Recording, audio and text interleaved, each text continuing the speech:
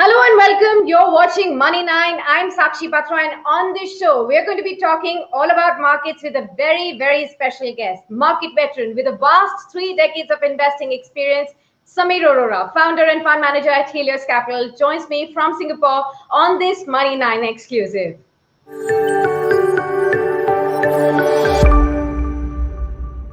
Welcome, Mr. Arora, and thank you very much for taking out time for Money 9. Appreciate you joining in from Singapore. Thank you. Thank you, Sakshi. Good to be on your program. Thank you so much. The pleasure is ours, sir. Well, you're someone who really needs no introduction. We've always read your views, heard your views on markets, investing strategies. There have been numerous appreciations on how your funds have really outperformed several times over.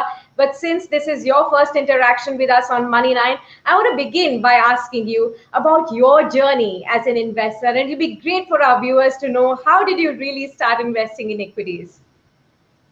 So what happened was, I'm an old guy, not just old school guy. So I graduated from IIM in the 1980s, in 85, and there were no real jobs in India in finance.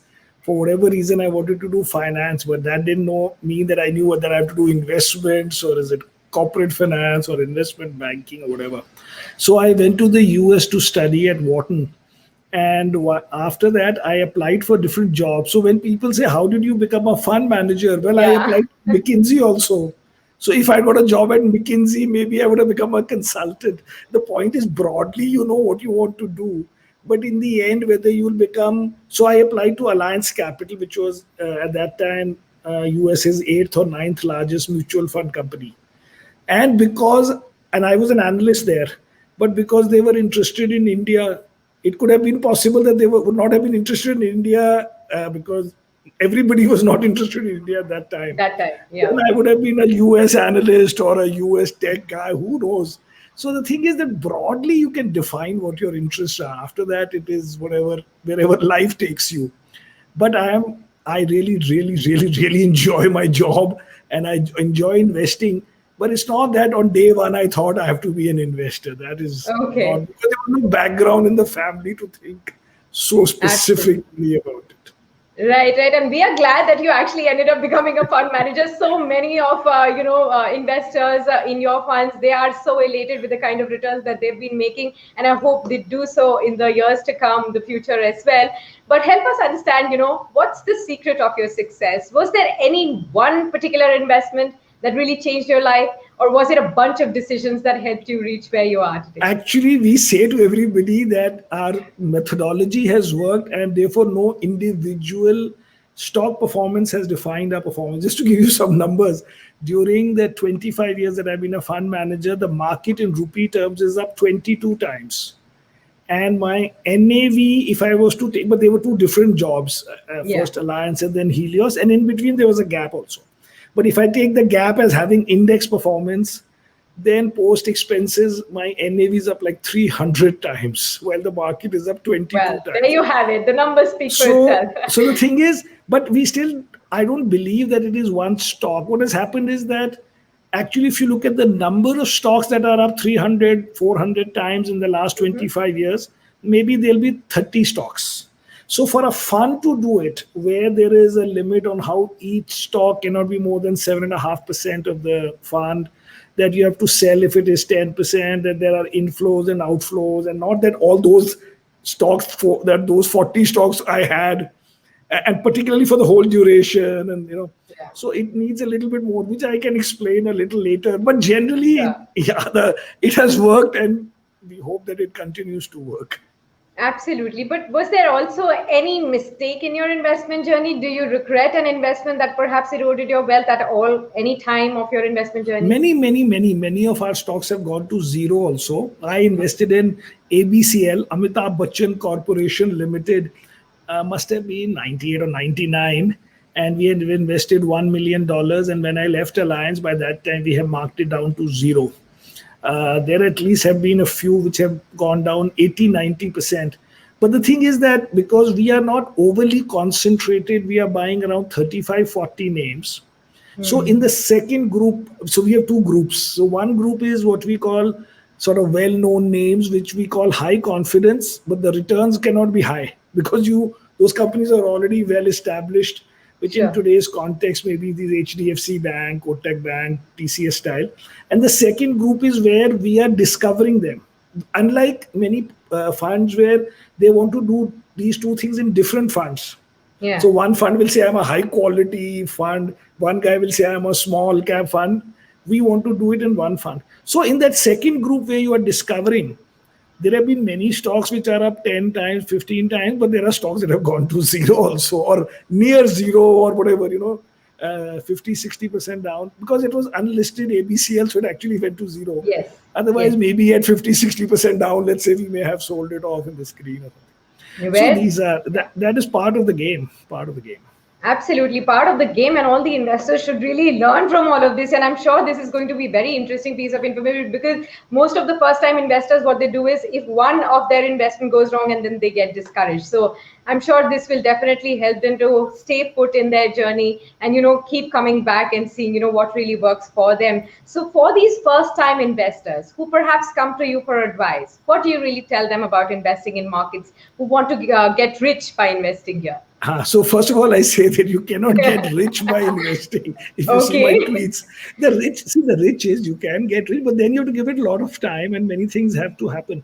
But the first purpose of investing is not so much to become wealthy in that sense, because it'll depend on what is your savings and how much you're investing. But that what you are saving is getting the best treatment, that those investments are making whatever reasonably better than what else could have been done with that money. That is the first job of investing. It is not that a salaried guy should suddenly in 5 years become so rich that he Yeah. can say, now I'm a full-time investor. That is unreasonable expectation. But that Okay. few people will do that also, because they would have some stocks which did really well and all that. But the big picture is that you have to choose your spots, and we wanted to choose both these spots, which means we want to buy the well-known names because they are like the backbone of the fund. But you cannot make materially higher than the index. If you can make 3-4% higher Yeah. than the index every year, that is a big achievement for those stocks. And those stocks Absolutely. which what we say high confidence in reasonable return, and the high confidence automatically means that the returns will be reasonable, because the confidence came from the fact that for many years they were giving good Sure. returns as part of the story. So this in today's context would be many consumer companies, tech companies, private sector financials, where now they are well known. Yeah. I have been owning HDFC Bank for 25 years, so at that time it was not well known, and my Absolutely. story in a book. But today we can't say that it's something unique, but it is still good because you've chosen it relative to some 30 or say 10 auto companies, some state-owned companies, some whatever else. So out of the 50, 80 large companies, you have Yeah. chosen 10, 12. So it's not that it's automatically any large company. Yeah. Yeah. And the second group is where you have found something interesting, which I'll explain well. Yeah. Absolutely. And I was coming to that new things as well, because we are going to see this new string of digital companies hitting the street now, starting with Zomato perhaps coming in first. And then we'll have Paytm, Policy Bazaar, Delivery, Nykaa. All of these new names have been hitting us with headlines coming in. How are you approaching this whole bunch, and how should the new investors really see this space? So the thing is, when I meant new, I didn't mean new as in these kind of new. But the Okay. thing here with this new is that these companies are being sold by financial investors. Previously, I made 100 times on Z, and we made 100 times on Kotak and all in the 90s and early 2000s. At that time, those companies were going to the public very early in their life cycle. Yeah. So we were acting like the private equity investors in a public market space by buying them when their market caps were 200 million, 400 million. Hmm. Now, these companies are held by financial investors who are more insiders than we will ever be, because they have, so they will not let you in easily. So Yeah. these returns will not be like the returns that can be made in a normal IPO, those that we had all our life till the Perhaps an private HDFC equity Bank IPO, how that gave you. or Yes. Kotak Bank, Yeah. all these, not IPOs, but when they were very young. So Yeah. today these returns, so for example, if Paytm comes at 25, $30 billion, it cannot even go up 5 times in theory, because if it goes up 5 times, it becomes bigger than Reliance Industries. Because India has a certain defined range in which you can have a market cap of, you can't have a $500 billion market cap company today. Right. So there, if you make 3-4 times, let's say in theory, suddenly you Huh. become the largest company in India, which is not. So it'll have But okay, normal so returns tell if me it on comes. that That's what. point, which So company my do you point was actually? different. Yeah, My understood point that. was, yeah. Yeah. My point is that first of all, we don't know what are good companies. We only know what are bad companies. Actually, we don't know anything that is good. We only know what is bad. So the bad is easier to define because you can define with one factor. Good, you will say this management is good, but we'll say what about succession plan? You'll say succession plan is there, but we'll say are the board independent? But if you say there is no succession plan, in some sense you can say bad. Or if you say there is no diversity on the board or they're related party. But if you say there are no related party transactions, you don't know anything because I'll give you one more question on it. So the way for an analysis is because no individual retail particularly will be able to know what is good. So the public defines good as a stock which has not done badly for 5 years. They will say it as good management. There's no other independent way they can say whether it's good, but bad is easier to say. So we say we have these factors. The factors are the theme. Is it in a theme that the person likes? Is the Sure. industry very competitive or not? For example, for many years, telecom might have been a good theme, but there were Hmm. some 10 guys killing each other. Third would be history of the management. We may not know what is good, but everybody in India knows who are the bad guys because they come in the papers, they are fighting with governments, people are raiding them, they are trying to siphon out money, then they stop because some agency says don't do it. So we know what is bad, but we may not know who's the good guy. Similarly, valuations. You may not know what is a good valuation. Is it to be a 20p or a 30p? But Yes. 90p we know is bad. Hmm. So just don't buy the bad first across these 6 factors that we have. And Understood. Yeah. half the job is done. Then between the ones which you can't reject on any of these factors, that means it doesn't look like a bad theme. It doesn't seem to have anything bad in its history. It doesn't seem to have any bad thing when I search on Google. We don't know whether it has good things or not. But just not having bad is such a big leap And that it's a big relief. your consistency goes up if you just avoid the bad at the first level. So if there are 100 companies in the universe and everybody's objective is to beat the index, which is defined as the average of these 100 companies, right? Yes. So there are two ways of beating that average. Either you buy 20 good companies, which according to me you will not know what is good, because if you say company is good, we'll say valuation is bad Yeah. in some cases. And or you can say I will just not buy 30-40 bad companies, Hmm. and whatever else is there I will analyze a little bit, but I won't bother on this side. I will just make sure that I don't buy the highest valuation company. I will not buy the most competitive industry company. I will Yes. not buy the company where the government interference is very high. Say some, many times it is in fertilizer, chemical. I will not buy a totally global company where I don't know how to analyze, say Tata Motor, which we will never buy in our life. Because it's such a global company, who knows how to analyze a company where the competition is with Germany, the market is in China, the green policies being somewhere else, and it just happens to be listed in India, that kind. So whatever. So you don't buy 30-40 of these, and nearly every year you will outperform the market. And then you can choose from the ones you couldn't reject on any ground. Then you may say, if there are 5 private sector banks left, you may say, no, I want only one of them or 2 of them. Then it's easier to choose between them. But avoiding the error is the bigger job than trying to make.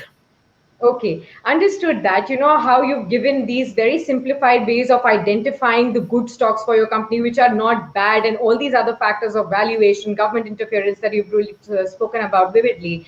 Now that you have got to select these stocks, perhaps as an investor, I want to ask you, how do you get the confidence to hold the stocks that have already turned multi-baggers? Despite that, how long do you hold that? So How do for you get? that, yeah, for that, our idea is that for companies that are well known, over time we want the earnings to be in line with the returns that you have made. That means, for example, how I've been able to hold HDFC Bank for more than 20 odd years is that if you look at their earnings growth every year and their stock price appreciation every year annualized, broadly speaking, it is 20-25%. It is not the case that the earnings are growing 10%, but the Yeah. stock price is moving 30%. which has happened in many of these companies. You look at all these consumer companies, you look at Nestle, you look at Pidilite, you look at Relaxo, all these guys in the last 5 years would have grown their earnings 7, 8, 10%. But the stock prices are up 30, 35%. So we also enjoy it in the beginning, and then slowly we sell them off because these are unsustainable. Yeah. So now what happens is public says, no, these companies are very good. What does it mean? They're growing at 10%, which is below GDP of India in nominal terms. And what will change in the future? So then these new guys come and say, no, but their cash flows are better. Or they will say that the profit growth is higher than the revenue growth, because we are talking about revenue. The trick is that the profit cannot grow beyond the revenue growth in a long term. In the short term, you can say, I became very efficient, I bought a computer, I put all these distributors online, I took cap money from them before I gave them the material, so I had negative working capital. But beyond a point, it's like saying that if the trees in your garden are not growing, you can keep saying, I will employ mechanics to bring down the fruits. You can do it. But after some time, you can say, I'll do this, I'll add fertilizer, I will bring artificial water. But ultimately, the number of trees has to go up beyond the 1 or 2, 3 years, where you will say, I improve the profit higher than the revenue. So the point is that over time, if your stock is going up year after year, just on getting the same thing being valued higher and higher, then at some point we buy something else. It's not that we are putting away the money and putting it in a fixed deposit. Correct. So there is no hesitation in selling, because it's not that we're selling means, oh, the stock went up 20% after we sold, but we also bought something else with that money. So maybe that went up plus minus 20% Absolutely. also. So is that also a reason why you would say that, you perhaps would disagree with the philosophy of, say, Warren Buffett, who says that, hold this stock, hold this blue chip stock for lifetime? No, it's not a matter of holding. I made a presentation on this, that Warren Buffett has actually destroyed value by this philosophy himself. How I showed it is that I took his stocks that he bought in whichever stocks are at the top, because every year all those stocks are known in his report. So if you look at Coca-Cola, when he bought it, I think he bought it in 1988 or something. Then he bought Wells Fargo. Then he bought American Express. So if you look at the return of American Express from that year to today, 20 years later, those stocks have not outperformed Warren Buffett himself. Warren Buffett means Berkshire. Yeah. So if Berkshire stock in the last 22 years, let us say, is up 14% per annum, but American Express stock is up 12% per annum, that means Berkshire without American Express has done better, because the whole combined weighted thing. So for all his stocks of those times, all of them, the aggregate, which is Berkshire, has done better, which means Coca-Cola was perfect for those days. He may have been outperforming by 20% per annum, but because he held it for so long, the extra returns that he had in those days got diluted because so many other companies came. So today, Apple, it's up 80% last year, so it's done very well. But if you hold it for 10 years, maybe someday Apple will plateau and come down. And so if you hold it forever, that is not needed. But you have to hold it for long period, but you have to hold it when the sweet spot for that company is there. So for example, I own HDFC Bank for 25 years, and it's gone up some 20% per annum. But if you see it for the last 3 years, HDFC Bank is up less than 10% per annum or 11% per annum, and ICICI Bank is up 35% per annum. So if I say, oh, see, for 20 years, my HDFC Bank has done so well, it has. But now in the last 3 years, the sweet spot has become ICICI Bank.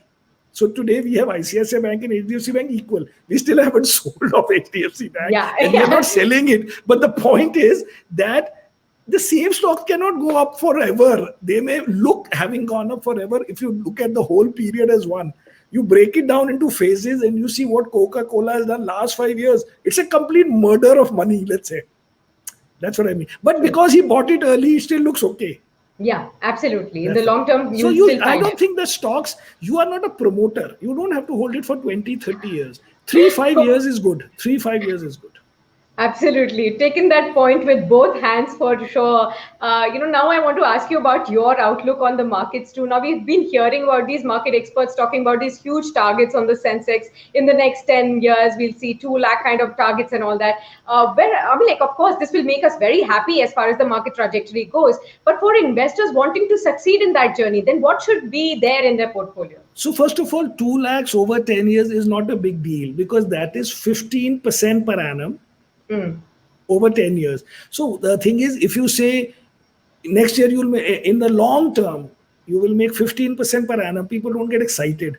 You just put a number and say, the index will become 2 lakhs. They say, wow, it's the same Yeah. thing.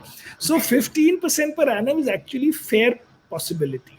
How that happens is that normally the rule is thumb rule, because there are no rules in our business, only thumb rules, is that whatever is the debt return of the market, which is considered as long-term government debt, which in India Mm. would be considered as 10-year government bond, Mm. which is 6.5% or whatever it is. So you add around 6-7% to it. That is the expected return from the equity markets.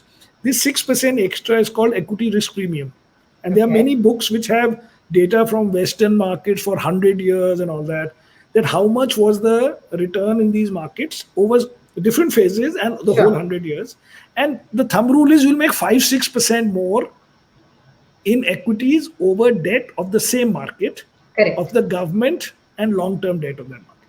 So in that sense, also it comes to 13 odd percent, you can say 13, 12 and a half. So if somebody says 15 to round it, it's okay. It's not unreasonable. But then Now, what should be there in the portfolio to be able to so succeed that journey till 2 lakhs? yeah. So now it depends on your background. That is the investor's background. If he knows nothing, he can give it to us. If he knows something, Yes. if he knows something, then he should definitely give it to us because then he knows that we are good. But if he knows everything, then he can try it himself or he can go to an index fund. But if the market goes up 15, then many of your problems will be missed. That means if you go up 13, big deal, you still do better. So the first thing is to say whether equity is good or debt is good or gold is good or real estate is good. And Hmm. mostly over all periods, equity beats everything. So as a thumb rule, individuals should have a lot in equity because it is easily, you can sell it. It doesn't need a certain minimum like in real estate. Hmm. And generally, equities over time have outperformed everywhere in the world and in India also. Yeah.